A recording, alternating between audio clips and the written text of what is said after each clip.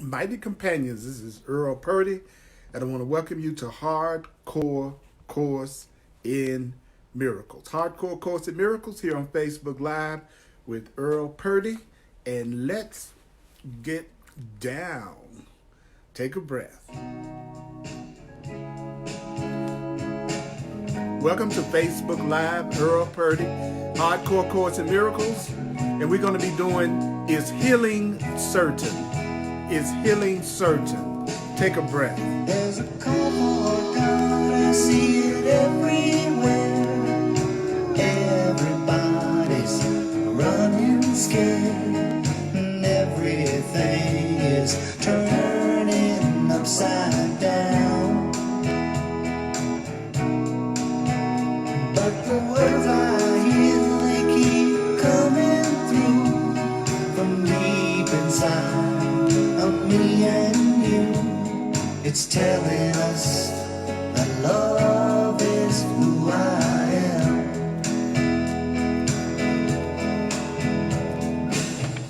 You and me were not that far apart. Yeah, we're beating the same heart. We've been together from the start. Tell me, can you hear it? Tell me, can you feel it? Put your arms around it and know that we are one. This is Earl Purdy.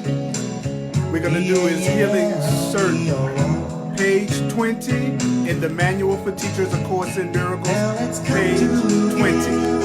and understand that Christ is born inside of every man. He's waiting for us to choose him as ourselves. When you choose him, you know you choose me too. And everyone becomes a part of you. And then you will know that love is who I am.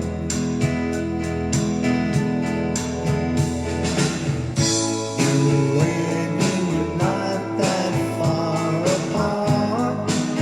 Yeah, we're beating the same heart. We've been together from the start. Tell me, can you hear it? Tell me, can you feel it? Put your arms around it and know that we are one. Welcome, Mighty Companions. This is Earl Purdy. Yeah, we are one. I'm so glad to be with you. Oh, we are one.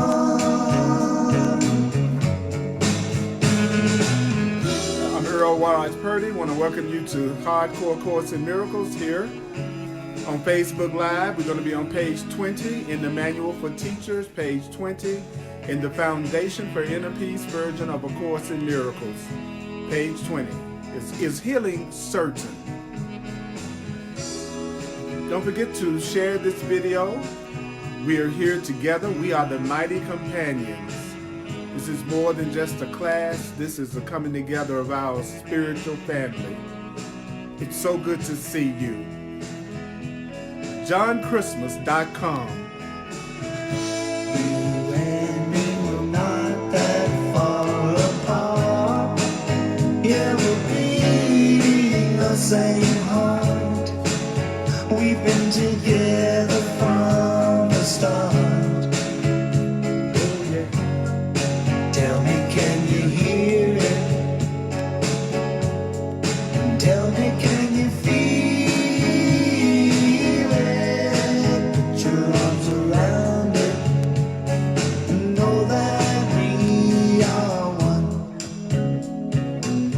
Oh, we are one. Yeah, yeah, we are one.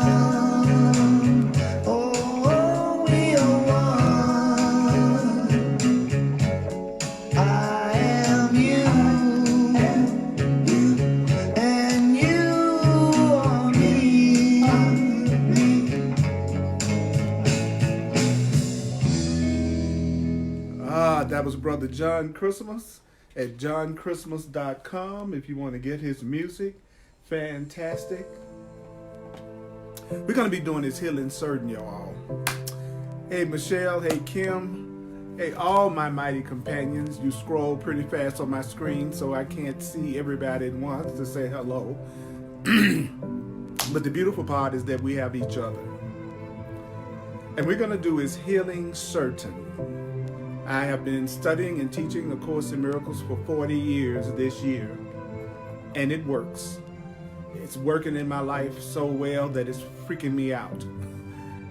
Everything that it's promising and everything that the Course in Miracles has promised in terms of the love that you will see, the change of mind that you'll start to have, that's what I'm experiencing in my life. And the Course in Miracles says the purpose of a relationship is to save time. So my purpose in doing this is to save time. I hope you're just relaxed. I'm chilled out and relaxed. I hope you're chilled out and relaxed, and we're going to go deep. So let's see what it's saying. Page 20, the Manual for Teachers, A Course in Miracles.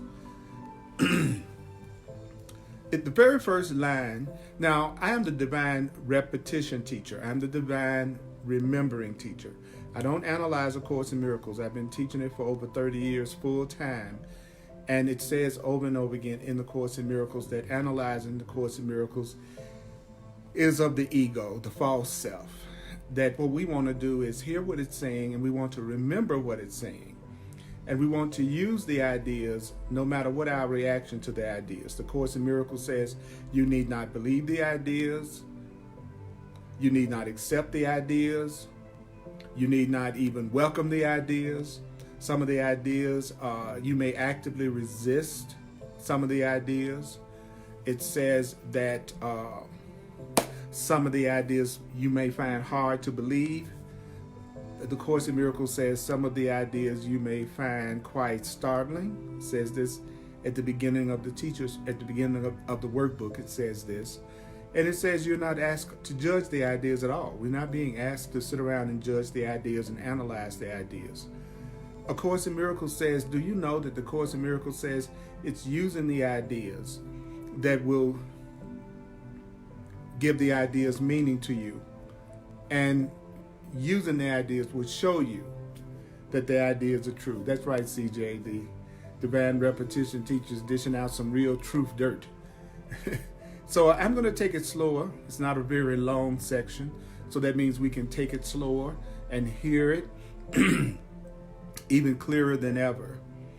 And so the very first sentence says, healing is always certain. I want to give you some tips about reading the Course in Miracles.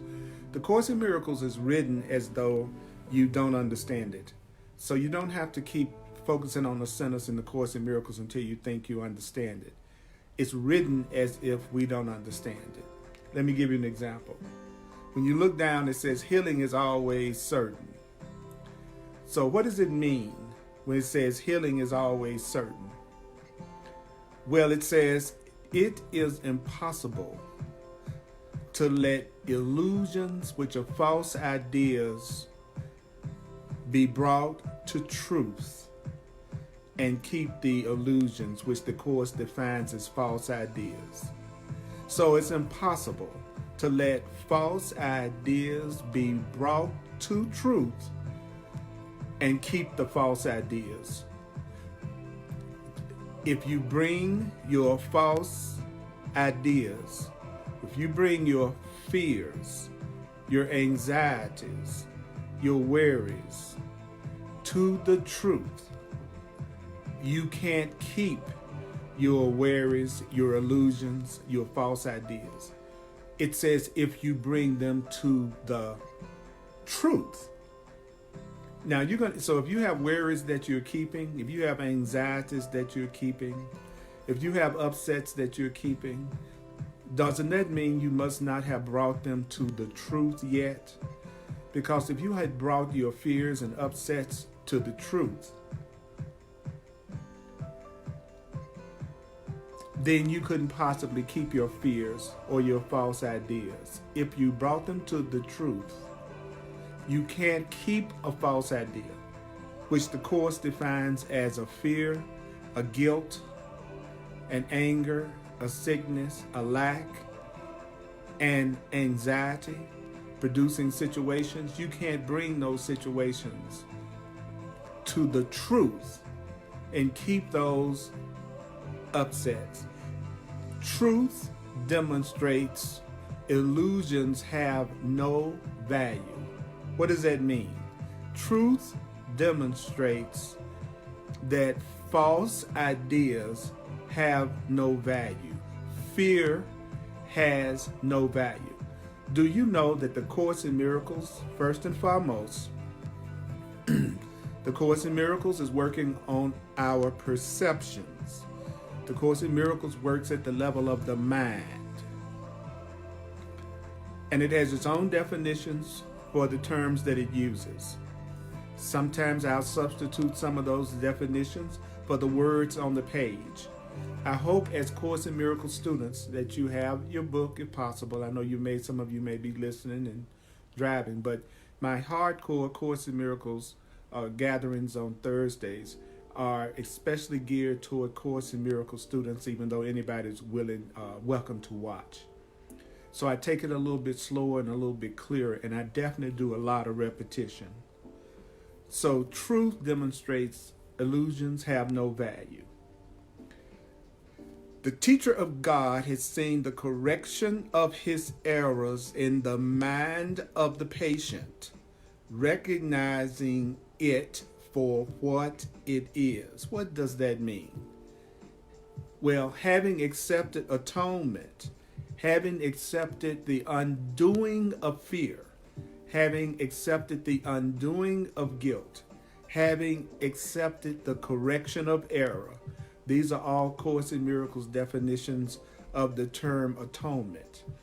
Having accepted the truth for himself, the teacher of God has also accepted it for the patient. Now, I'm all about how do you make the Course in Miracles practical. So let's take that sentence.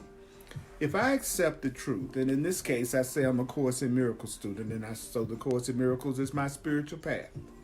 So having accepted the Course in Miracles for myself, having accepted the truth for myself, I've also accepted it for the patient. The Course in Miracles defines those of us here who are in any kind of fear or separation as patients. So if you accept the atonement, if you accept the correction of error, if you accept the truth for yourself, you've also accepted it for the other person. In other words, if I give everything I see all the meaning that it has for me, which is lesson 2 in the Course in Miracles workbook, then that also means everybody else is also giving everything they see all the meaning that it has for them. If I accept that I'm innocent, as the Course teaches, and that I'm loved and that I'm lovable, then I'm going to also see that it's true for everyone else. Anything that's really spiritually true for me, and I accept it for me, it's also true for everyone else. If my thoughts determine the world I see, then your thoughts determine the world you see. If God can answer my prayers, then God can answer your prayers. Do you see what I'm saying? That once you accept the truth for yourself, then you apply it to everything and everybody else around you.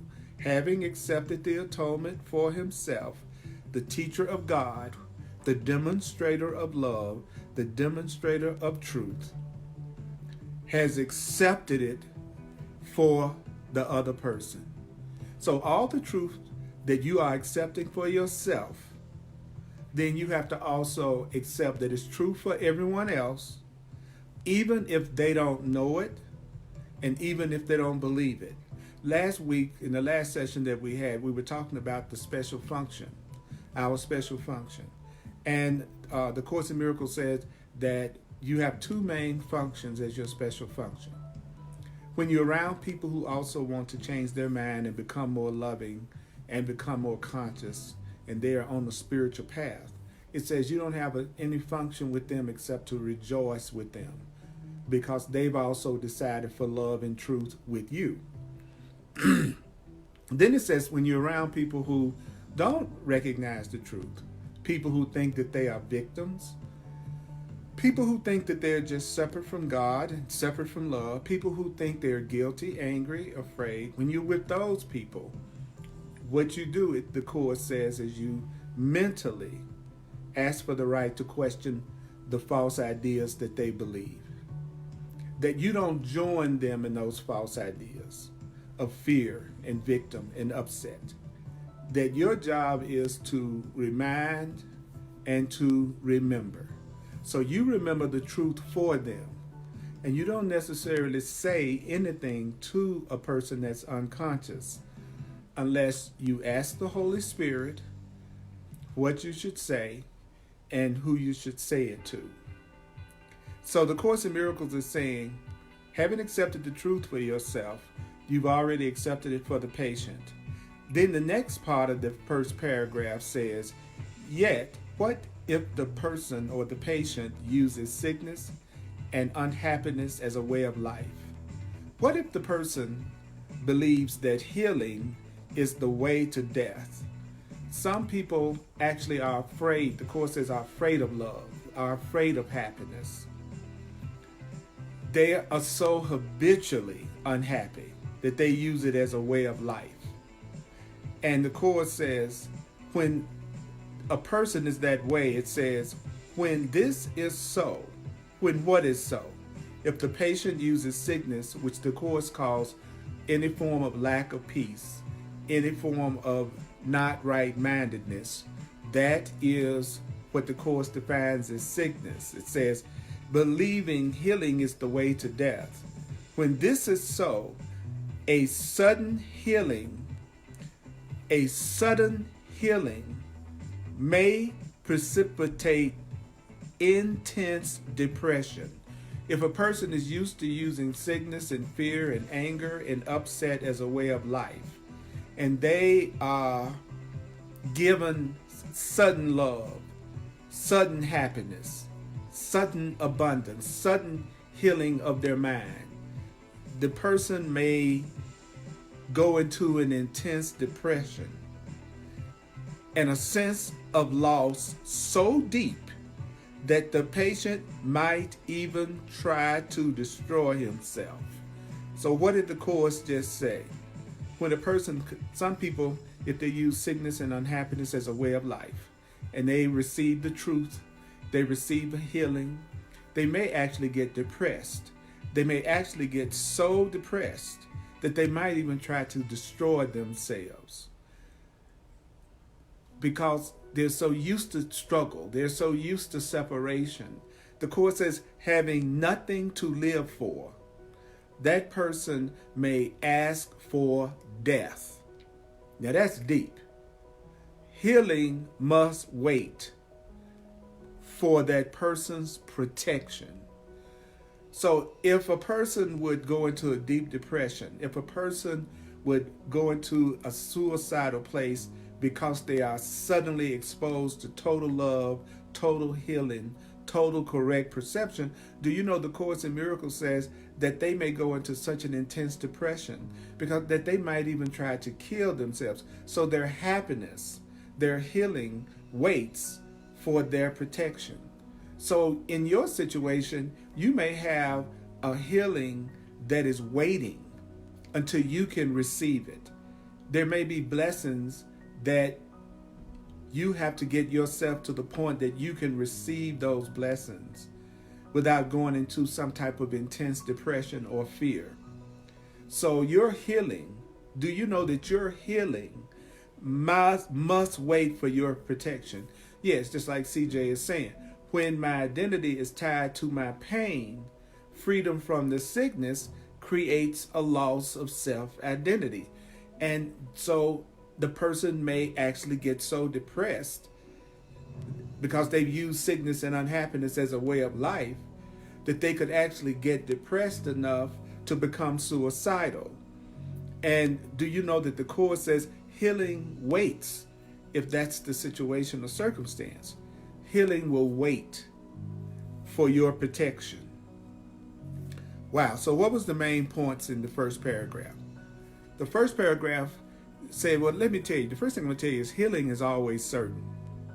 It's no way you're going to bring whatever you think you're going through to God, to truth, and keep the pain or the upset or the illusion.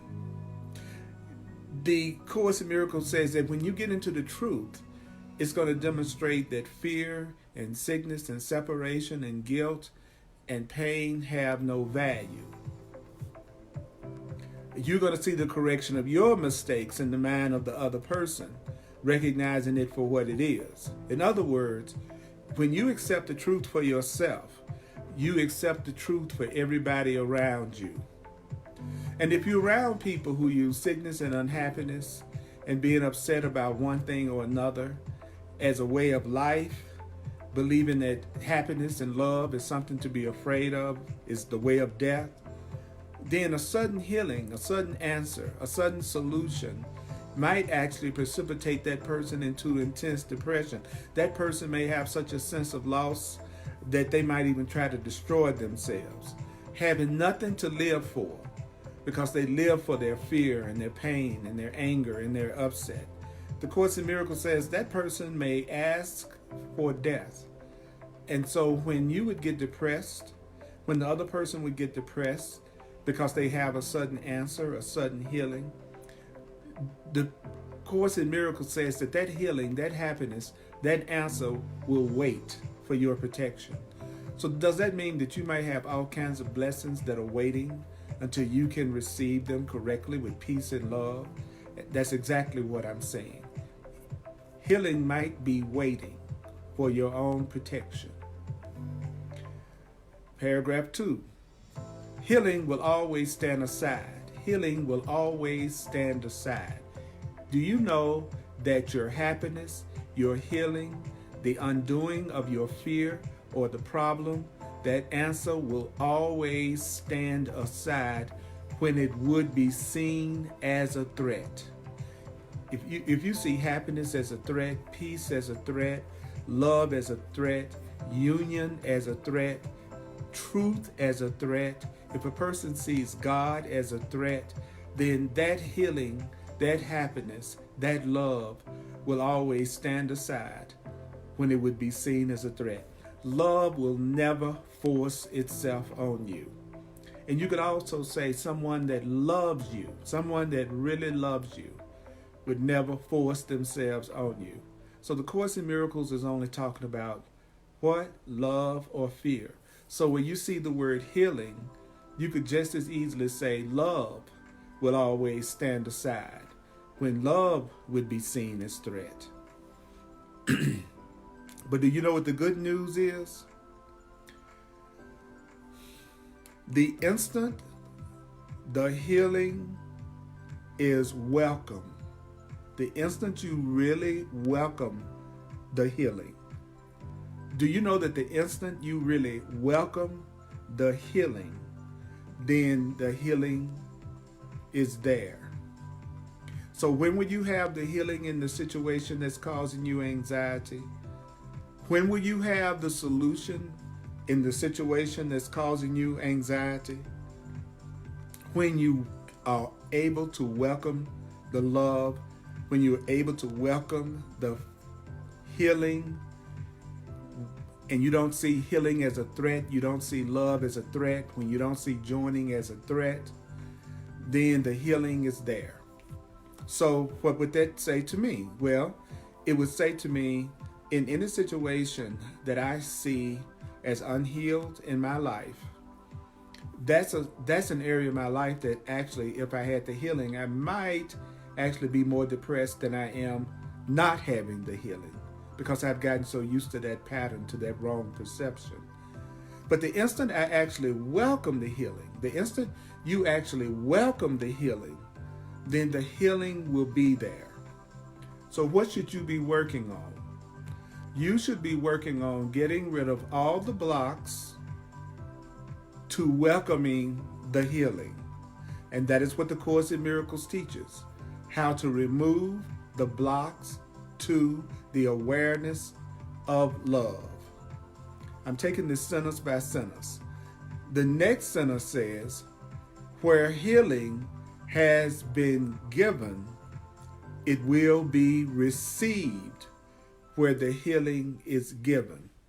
So if there's an area of my life that I don't think the healing or the solution has been received, then it's where the healing has not been given in my perception. There's some threat. At some level, I'm not welcoming the healing in that area, because where healing has been given, healing will be received. Where healing has been given, it will be received. Where healing has been given, it will be received. And what is time? What is time before the gifts of God? God, the Creator, is not limited by time.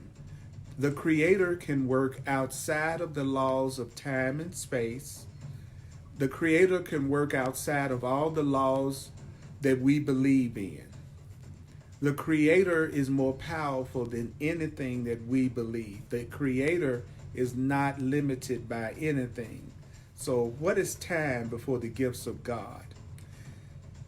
It doesn't take time to receive the gifts of love.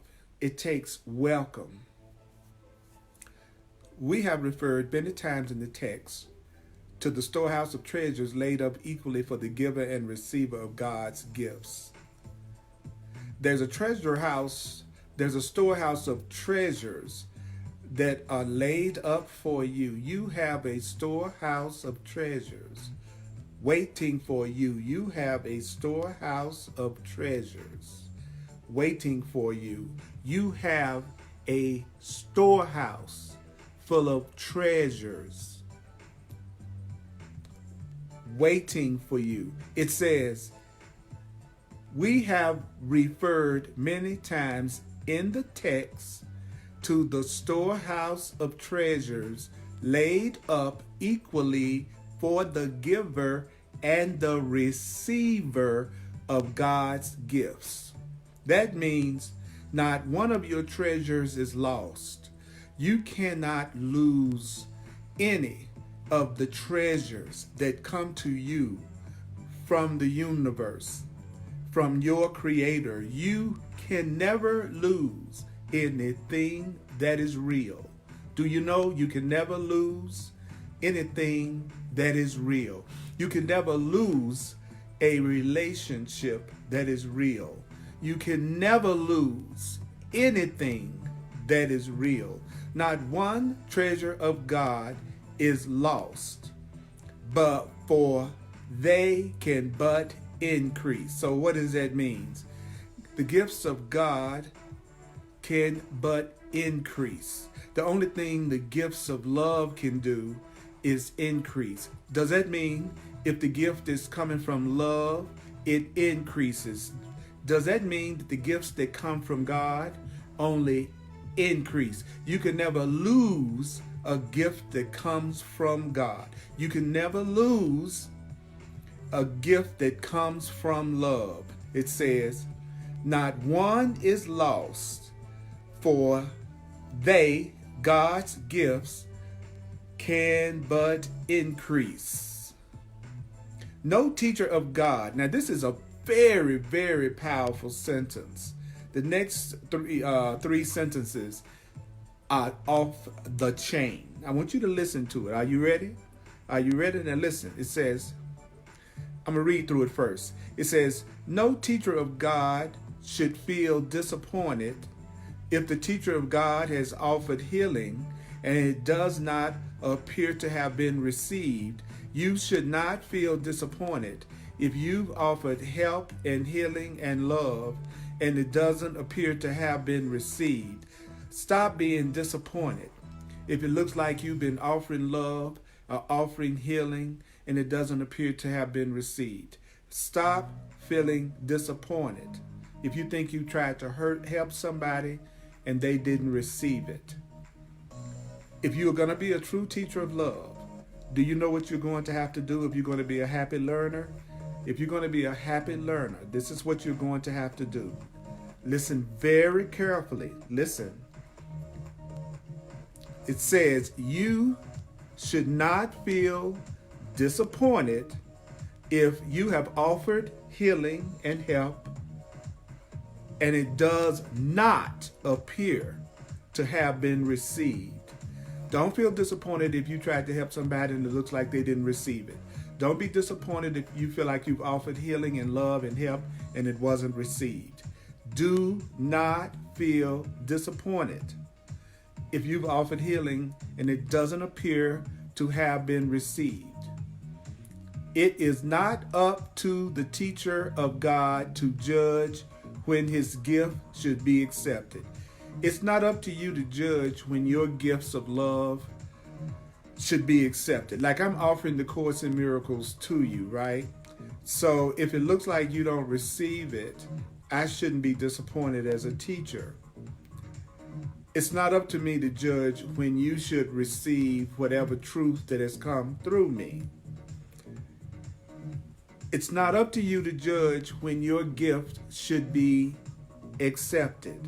So if you tried to help someone, if you tried to offer healing to someone, and it looks like it hasn't been received, do you know the Course in Miracles tells us that it's not up to you to judge when your love, the healing, the gift should be accepted.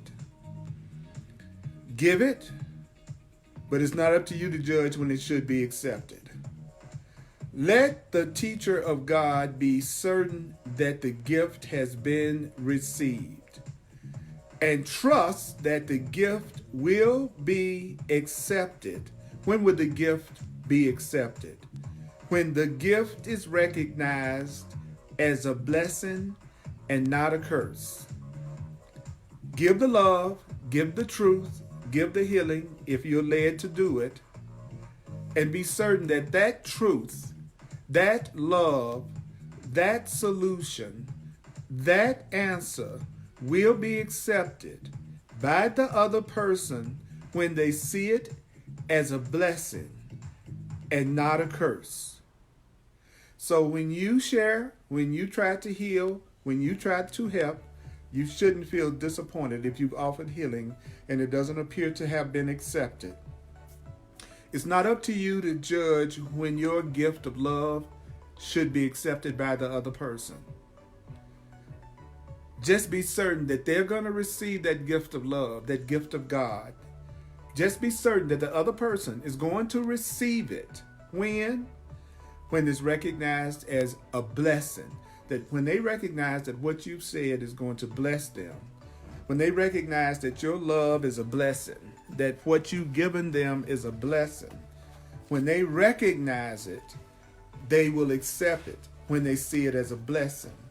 At first, when you give people an answer, they may not see it as a blessing. Let me give you an example of what I'm talking about. Like I said, I've been doing the Course in Miracles full time for over 30 years. It's my calling. I quit a corporate job and decided I was going to do this full time, and I was going to trust that I was going to be sustained by the love of God and the form of the generosity of the people that see value in what I do, and also through God. So my point in saying that is that I've had a chance to work with a lot of people. And what the Course is saying is that when you give a gift, that person may not see the benefit of what you're saying. They might actually feel like what you're saying makes matters worse. So you have to give the gift, and then you must be certain that when they see the benefits of what you're saying, then they will accept it. When they don't see it as a curse, then they will accept it. So that is what you should remember. If you go within and you ask the Holy Spirit, your higher power, what you should say, and then who you should say it to, which is what the Course says you're supposed to do, then the next thing you want to do is not feel disappointed if it looks like you tried to offer the gift of healing, the truth, the love, and if it looks like it has not been accepted, then I have to trust that it will be accepted when it's recognized as a blessing and not a curse. I have to trust that you will accept what I've shared with you from A Course in Miracles, for instance, when you really see the benefit of it, when you really see the blessings of it, and not see it as a curse. I love this. I'm taking it slow. So what did that paragraph say? That paragraph basically said, as long as you are afraid of love, then love will stand aside, because the only answer is love. Love is the healing. So the truth will stand aside as long as a person sees it as a threat. The instant that you welcome the love, the instant that you welcome the abundance, the gifts of God, the Course in Miracles says, then it's going to be there. Because where healing has been given, healing is going to be received. Because the gifts of God don't wait on time. They wait on time. I said the gifts of God don't wait on time. They wait for welcome. The gifts of God don't wait on time. Don't wait on time. Don't wait on time. The gifts of God wait upon welcome.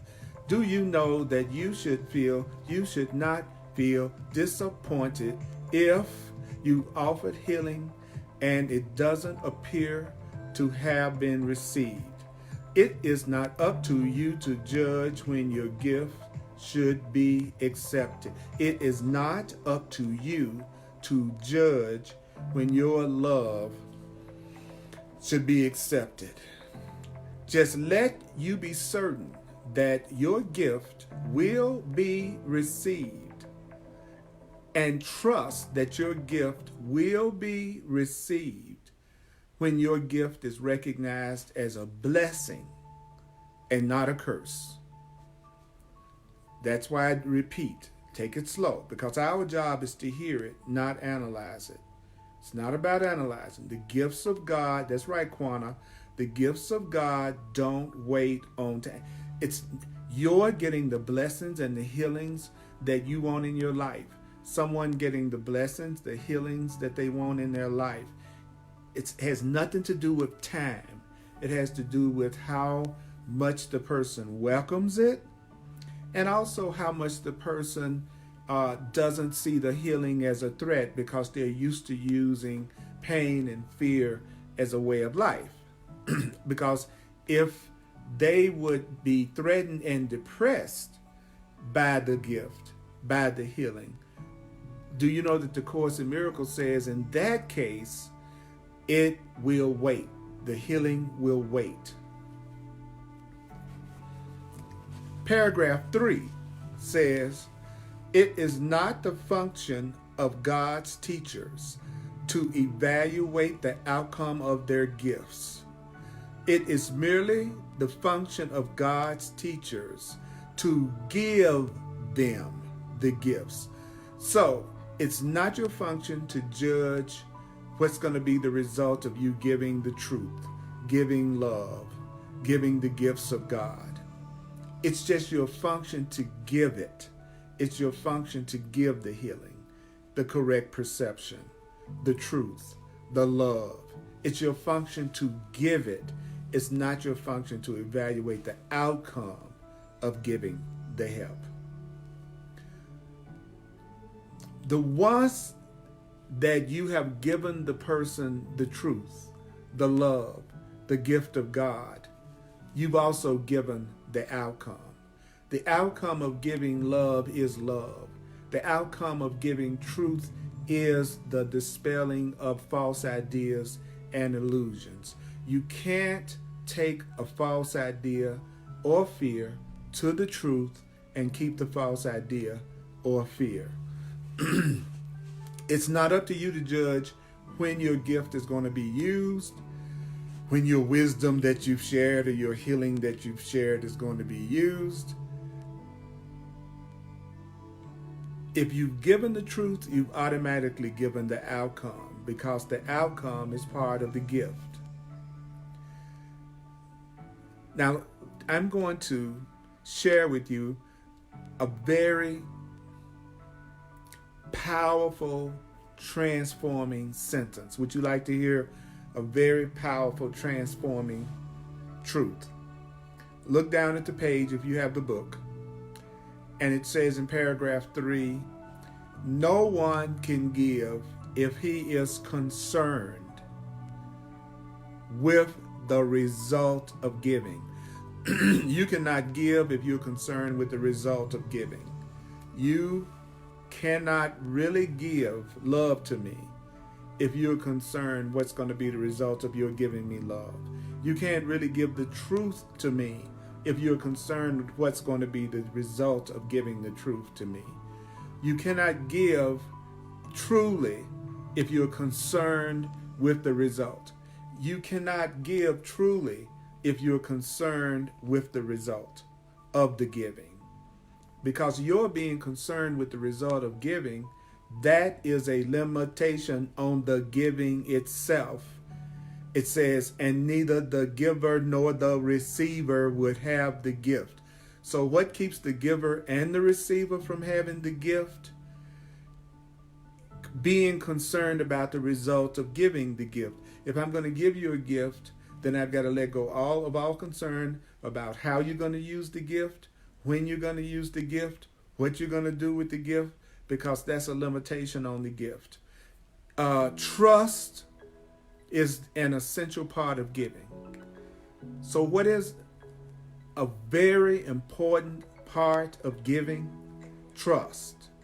Trust is an essential part of giving. An essential part of giving. Trust is an essential part of giving. Trust is an essential part of love. Trust is an essential part of giving. And it is trust that makes sharing possible.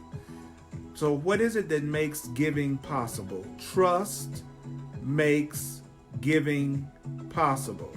Trust is the part that guarantees the giver will not lose. Trust, if you're the giver and you trust what?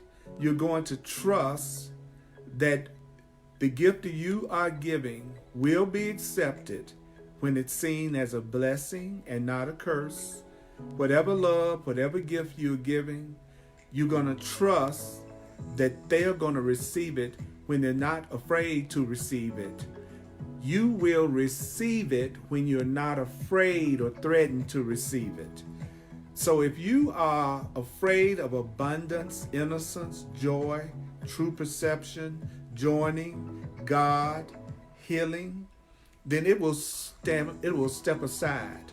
It will wait until you're ready for it. And when you give something to somebody, you've got to let go of your concern with the result of giving. Trust is what? Trust is an essential part of giving. Trust is the part that makes sharing possible. You can't really give if you have no trust. You can't really give if you have no trust. Because if you have trust, you're going to give and you're going to relinquish all concern about the result of it. You know that that person will receive the gift when they don't see it as a threat and they see it as a blessing. You're going to trust because trust guarantees that you, the giver, will only win, that you will not lose if you trust. If you trust what? Trust that the gift, the healing, the love, whatever you give, that is a gift of God, you trust that that person will receive it when they do not see it as a curse. When the person sees what you've given as a blessing, then they will accept it. What is your job? You are here to learn, to not be concerned. Learn to not be concerned about the result of giving. Who gives a gift and then remains with it? Who gives a gift and then remains with the gift? I just gave you a toaster. Now you come downstairs the next morning and then I'm sitting there at the table waiting to see if you are using the toaster that I just gave you as a gift. This is just a little analogy that'll bring it home. If you give a gift, you don't stay with the gift. If you give a gift, you don't remain with the gift to be sure that the gift is used as you think it should be used. Who gives a gift and then remains with it to be sure the gift is used as the deemer seems appropriate? I mean, who gives a gift and then remains with it so that they can make sure that it's used the way they think it should be used? Such is not giving, but imprisoning. So when you give me a gift and then you are judging whether I use it, if I use it, then you didn't give me a gift. You imprison me with your so-called gift. So if you give something, you have to relinquish all concern about how it's going to be used and if it's going to be used, or else it's just an imprisonment. So what's paragraph 4? It says, it is the relinquishing of all concern about the gift that makes it truly given. So what makes a gift really given? When you let go of all concern about the gift. How can I tell when I'm really giving you love? It's when I'm relinquishing all concern about what you do with the gift, the healing, the help, or whatever I offer. It's relinquishing all concern that makes the gift truly given. And it is trust that makes true giving possible. What makes true giving possible, mighty companion? It is relinquishing all concern about how the person uses the gift or whatever it is you share. And it is trust that makes true giving possible. It is trust. What trust? Trusting that that person is going to receive your gift, whatever you give, when they see it as a benefit, when they see it as a blessing, when they don't see it as a curse, when they will not hurt themselves with your gift, when they won't feel threatened by your love, by your healing. That's when they're going to receive it. Your job, it's like, what if the FedEx guy came to your house to give you a package and then sat down on the sofa to make sure you opened the package, received the package, and used the package the way he decided you should use it? Then that package was an imprisonment. That package wasn't a gift. So I'll say it once again. Healing is the change of mind. So what is healing? Healing is a change of mind. So from Course in Miracles standpoint, what is one definition of healing? It's a change of, healing is a change of mind. Healing is a change of mind. Healing is a change of mind. That's the change that the Holy Spirit in the patient's mind is seeking for you. So what is the Holy Spirit in your mind seeking for you? The Holy Spirit in you is seeking to help you change your mind. Healing is the change of mind that the Holy Spirit in the patient's mind is seeking for the patient. Love, the Holy Spirit, the voice for God, your inner guide, is seeking for a change of mind. Healing is the change of mind. Healing is a change of mind from what's false to what's true. A change of mind from what is frightening and fearful to what is loving and beautiful. And it is the Holy Spirit in the mind of the giver who gives the gift to the other person. So it's the love in my mind that gives the gift to you. The God within me gives the gift to you. The Holy Spirit, the voice for truth, your inner teacher, It is the Holy Spirit in your mind that gives the gift to the other person. How can the gift be lost if it comes from the Holy Spirit of God? How can the gift be ineffectual if it's coming from God? If it's coming from the Creator, how can the gift be ineffectual when it comes from God? How can the gift be ineffectual when it comes from love? How can the gift be lost if the gift comes from love? The gift comes from the Holy Spirit. How can the gift of love and truth and healing be wasted if it's coming from the Holy Spirit, if it's coming from the voice for God? God's treasure house can never be empty. The treasure house of the Creator can never be empty. The treasure house of love can never be empty. If one gift of love is missing, the treasure house wouldn't be full. If there was just one gift of healing, one gift of love that was missing, then the treasure house of God would not be full. Yet is the treasure house of God where all your limitless gifts are laid up for you. Its fullness is guaranteed by God. The fullness of the treasures of love and the blessings in your life are guaranteed by God.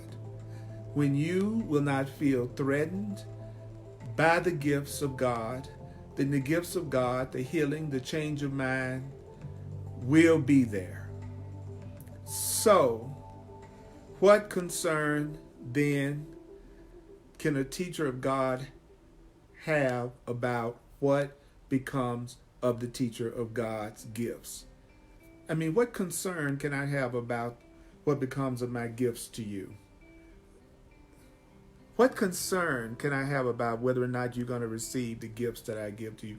What concern can you have about whether another person is going to receive the gifts that you've given them? Given by God to God, the God in me gives the gifts to the God in you. The love in me gives the gifts to the love in you. The love in you gives the gifts to the love in them. The God in you gives the gifts to the God in them. Given by God to God. Given by God to God. Who in this holy, healing, beautiful, loving exchange can receive less than everything? If it's the God in you given to the God in me, and the God in me given to the God in you, if the God in you is giving to the God in the other person, and the God in the other person is giving the gift to you, the Course in Miracles calls this what kind of exchange? The Course in Miracles calls this a holy exchange. So who in this holy exchange can receive less than everything? Who in this holy exchange can be receiving less than everything? So is healing certain? It's absolutely certain. Especially if you would trust that God is in charge of the process, and you're willing to let go of all your concern about the result of giving, because you trust that the person will receive their healing when they're not afraid of their healing, and when they see the healing and the truth as a blessing and not a curse. All right, so I'm going to do a quick recap, and I'm going to pull the Course in Miracles card for the listener, for you and me. I'm a full-time teacher of A Course in Miracles. If you'd like to make a financial expression of appreciation to my teaching ministry, just go to my website, www.earlpurdy.com, earlpurdy.com. And if you like to use Venmo, you can use my email address, earlpurdy@earlpurdy.com. I'm available for one-on-one personal sessions.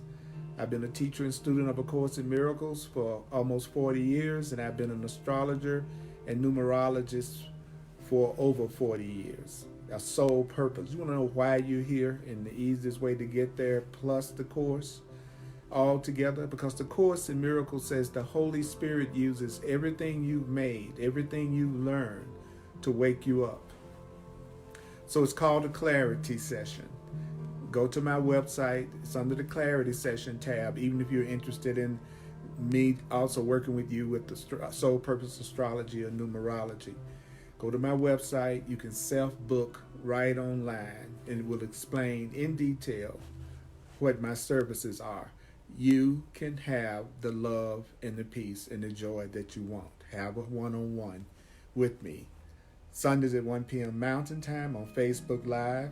On the Earl Purdy page, I do A Course in Miracles every Sunday at 1 o'clock in front of a live audience. And then on Thursday nights at 7 p.m. Mountain Time, I do Hardcore Course in Miracles, which is what we're doing right now. And that's on the Earl Purdy page. I love your comments.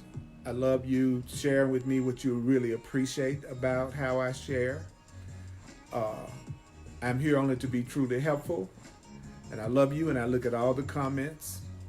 And you have hundreds of classes on my website you can listen to, as well as on YouTube and on Facebook. I'm here to help.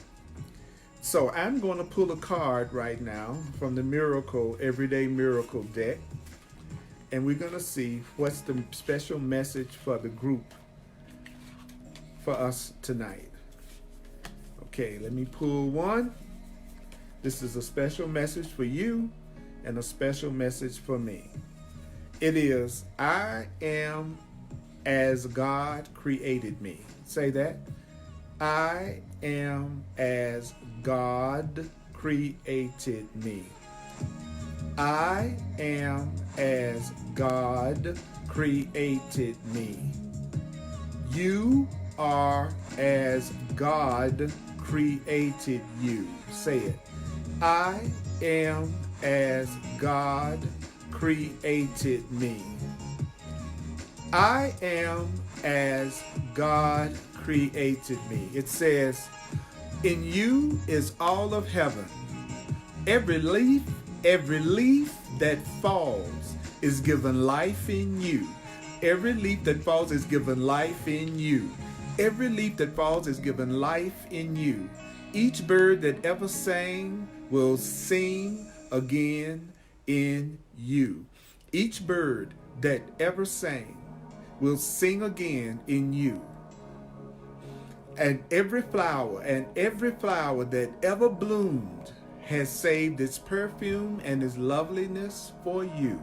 That is such a beautiful card from the Course in Miracles. It says, I am as love created me. I am as God created me. In you is all of heaven. In you is all of heaven. Every leaf that falls is given life in you. Is given life in you. Each bird that ever sang will sing again in you. Each bird that ever sang will sing again in you. And every flower that ever bloomed has saved its perfume and its loveliness for you. I say every flower that ever bloomed has saved its perfume and its loveliness for you.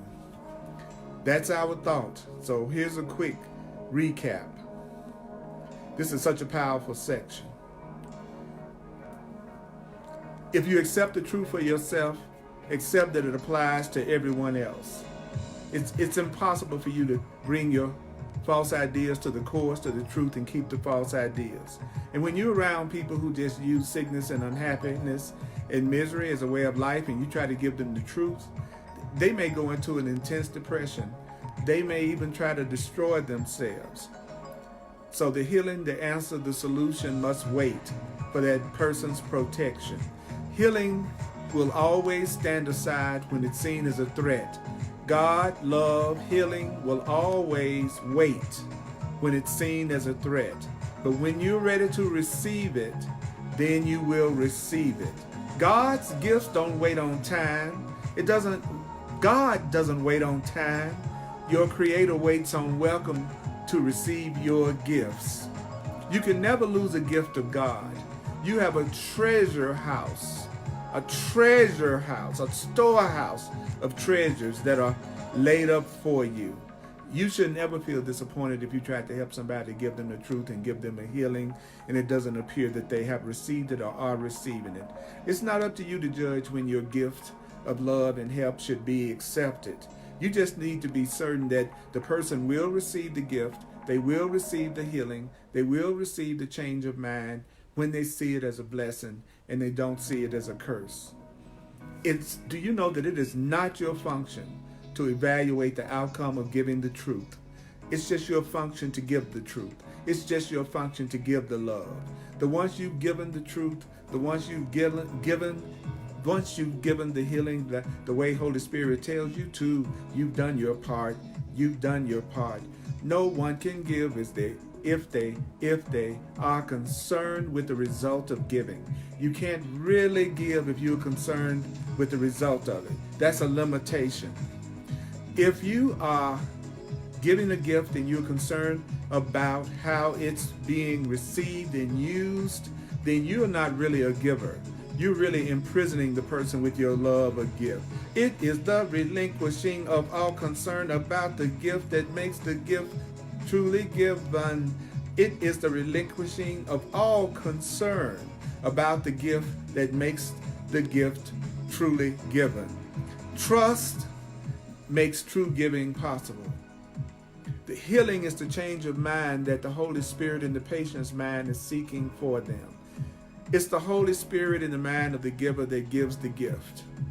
So if it's a gift from God, from the God in me to the God in you, from the God in you to the God in me, then how in the world could we ever lose a gift that comes from God? God's treasure house can never be empty. Its fullness, your treasure house, its fullness is guaranteed by God.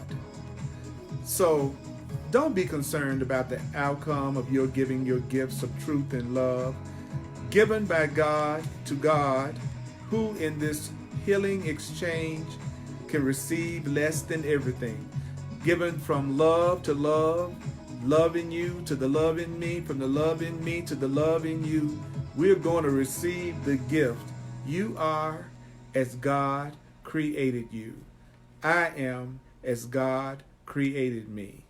We are as God created us. Mighty companions, woo! Listen to this at least 3 times. Promise yourself that over the next week, you're going to listen to this or watch it on Facebook at least 3 times. I did all 365 Course in Miracles workbook lessons. I have them on YouTube.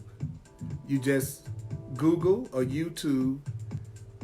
You can find the lessons that I put on video by simply typing in Earl Purdy lesson 3 or whatever your lesson number is. And that video will come up on YouTube, and it'll also come up if you just Google it. So I have all 365 Course in Miracles workbook lessons available to you. I'm here just to be truly helpful. I'm here to represent love, God that sent me. I don't have to worry about what to say or what to do because God who sent me will direct me. And I will be healed as I let God teach me to heal. And I have to let go of all my concern about how you're going to use what I've shared with you tonight so that it can truly be a gift. I have to remember that you're going to use this when you see it as a true blessing that it is, and when you wouldn't be threatened by the happiness and the healing that would result. So, mighty companions, I love you. I love your comments. I love how you relate to each other. And I want to say to you, may the Course be with you. I love you too.